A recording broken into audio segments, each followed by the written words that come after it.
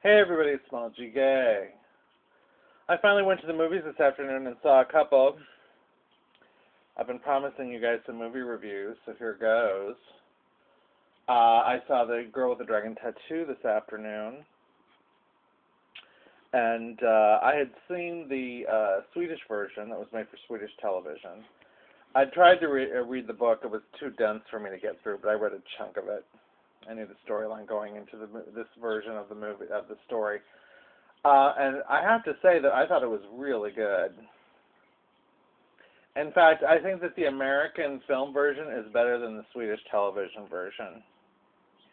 When they first announced that they were going to make an American version, everyone in New York was whining, "Oh, please, it'll be so bad with Americans making it." How could you compare that amazing Swedish television version? This, by the way, is Rooney Mara, who plays Lisbeth Salander, the cyberpunk modern primitive, who was just nominated for Best Actress today. I thought she was remarkable. I thought it was amazing to have a woman in an action film completely lacking in glamour. And she was not cute at all, you know, not glamorous at all. And I thought she did an amazing job.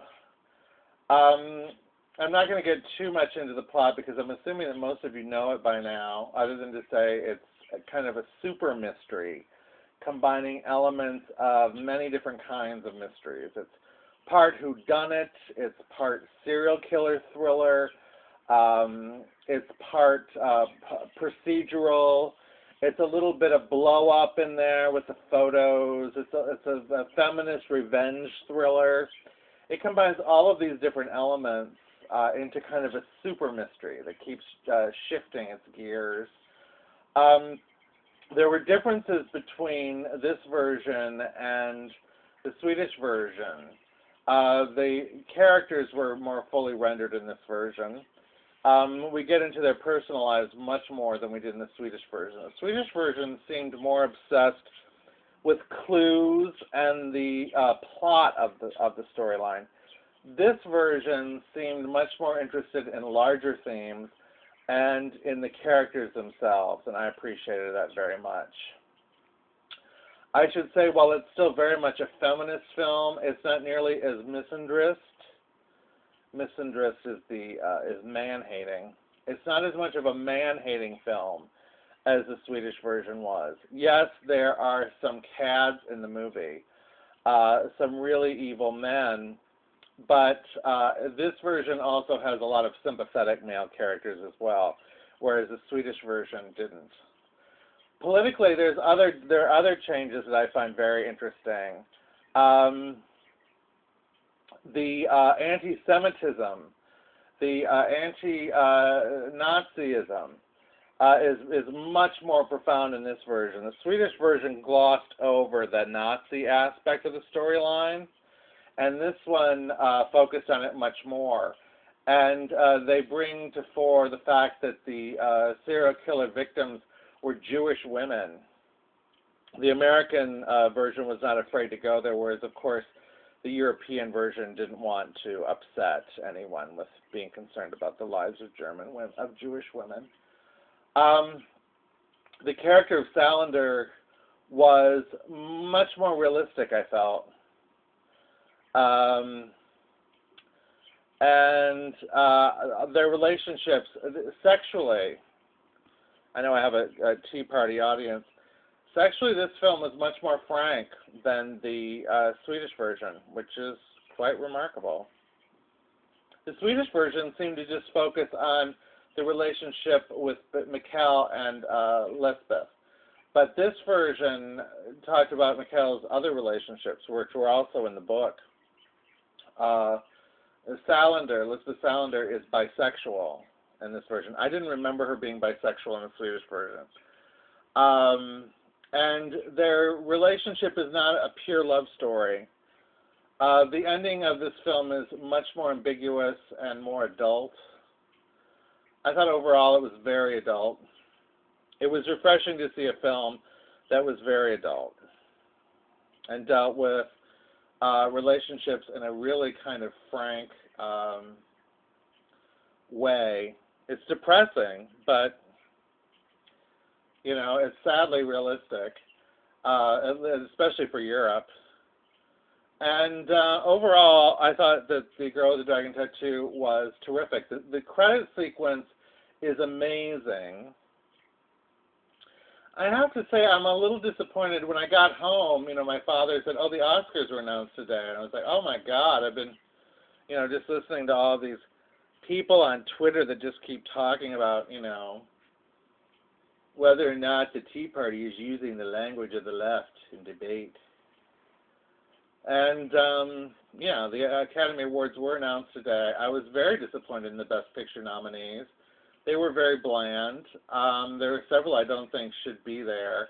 And I was kind of surprised The Girl with the Dragon Tattoo wasn't nominated for Best Picture.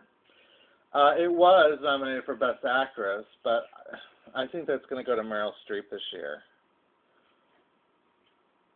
I do. I think it's going to go to Meryl Streep.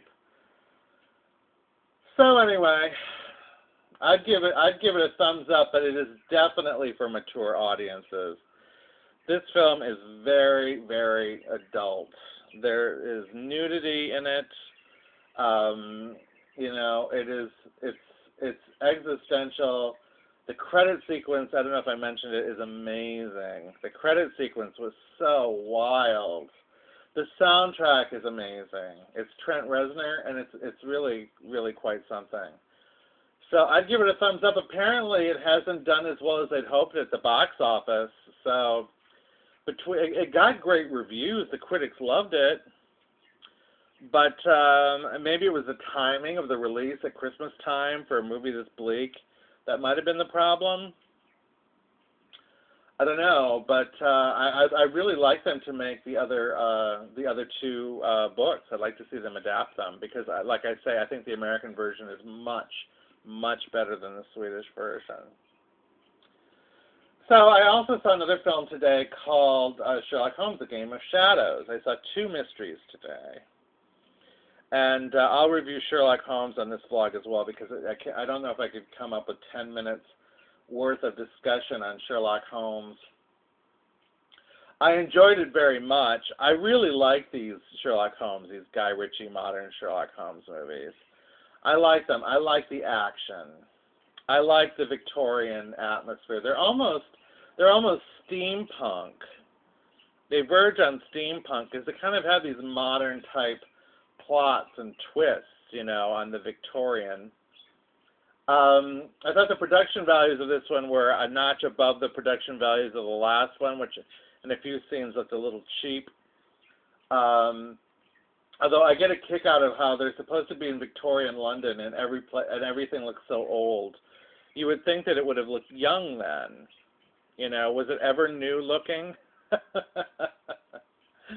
That's always like a kind of a crazy, you know. As the last one was like that too. Everything looked like it was in a state of decay.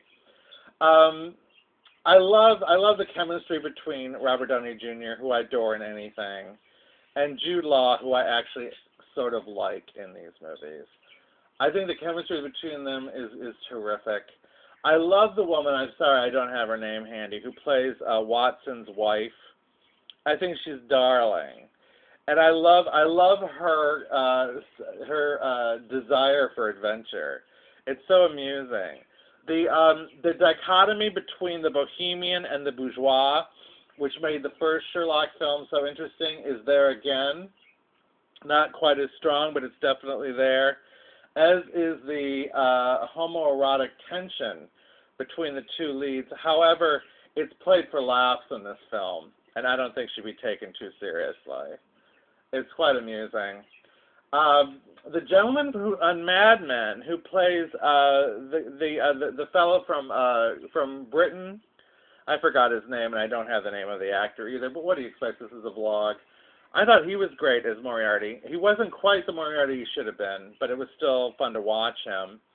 The Moriarty in this film I thought was a little too James Bond, and the plot was a little too James Bond. And at first, you know, the plot involves anarchists, and I was quite excited because I thought that they were going to be the bad guys, but then they had to make them dupes of the emerging military-industrial complex, sort of like Occupy. And like I say, the plot, I'm not going to give it away, but the plot is a little bit too James Bondy for me, the ending. I loved Stephen Fry as Mycroft Holmes. I thought he was a great addition to the franchise, and I hope that he's in the next one. I thought he was incredibly amusing, and he had a wonderful take on the classic character of Mycroft, Sherlock Holmes' brother. There's also a surprising nude scene in this film. However, it is played for laughs and was very amusing. I think some people had problems with it. I didn't, but it's something to consider. This scene involves male nudity. I won't say anything else. The action scenes are terrific. And I love the way Ritchie does these slowdowns and slow-mo shots of these amazing action sequences. I like the way he calculates, he kind of visualizes Sherlock's mind, where he gets this bit and that bit and this bit and puts it all together. There were some surprises. They took some surprising liberties with the storyline. You know, there were characters, the fates of characters that you didn't imagine would happen. But overall, I thought it was successful.